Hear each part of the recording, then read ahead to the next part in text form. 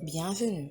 Aujourd'hui, je vais partager avec vous quelques notions concernant le poste, la fonction, l'activité, la tâche et l'emploi, mais aussi illustrer par un exemple les questionnaires de description de poste.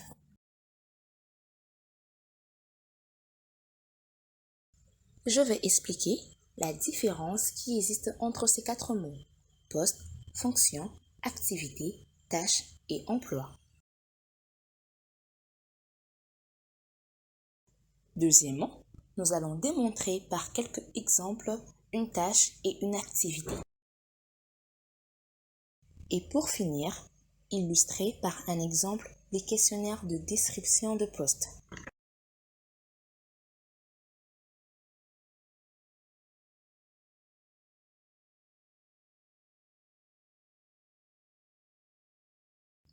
Alors, quelle est la différence entre un poste, une fonction, une activité, une tâche et un emploi?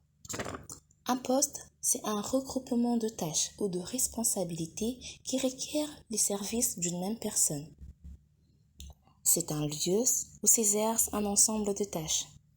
Il est donc nominatif. Une fonction est l'ensemble des obligations et devoirs inhérents à l'exercice d'un poste.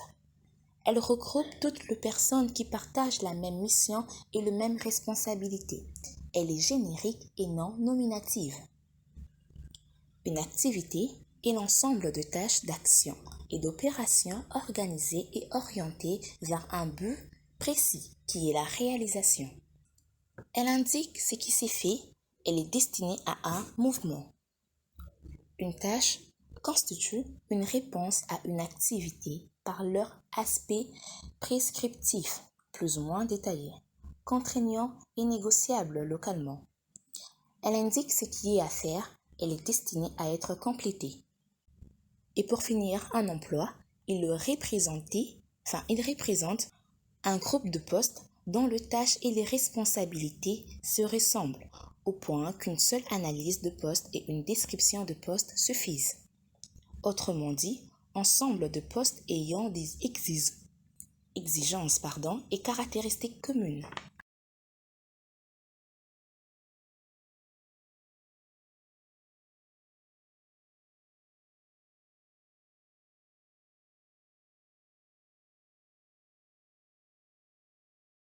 Après ces éclaircissements, nous allons donner quelques exemples qui nous permettront de mieux différencier une tâche à une activité.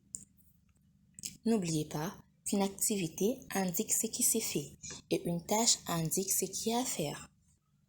Point 1. Répondre à un appel téléphonique, classé dans le activité parce que c'est un acte qui s'est fait actuellement. Point 2. Appuyer sur le bouton téléphonique, classé dans les activités parce que c'est un acte qui s'est fait actuellement. Point 3. Saluer l'interlocuteur, classé dans les activités parce que c'est un acte qui s'est fait actuellement.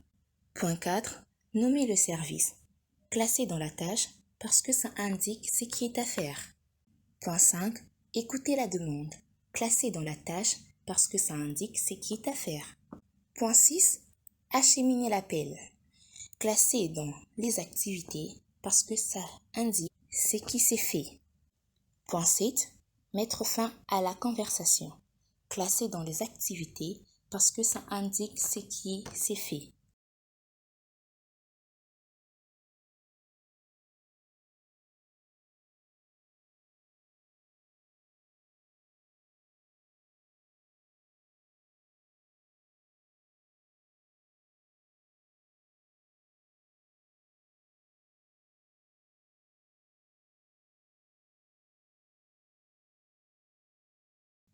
Et nous chutons en illustrant par un exemple les questionnaires de description de poste qui vous permettra d'avoir une idée de comment remplir votre formulaire de description dans une candidature. Ces informations permettent de mettre en évidence les qualités physiques, morales, comportementales du candidat nécessaires pour occuper un poste.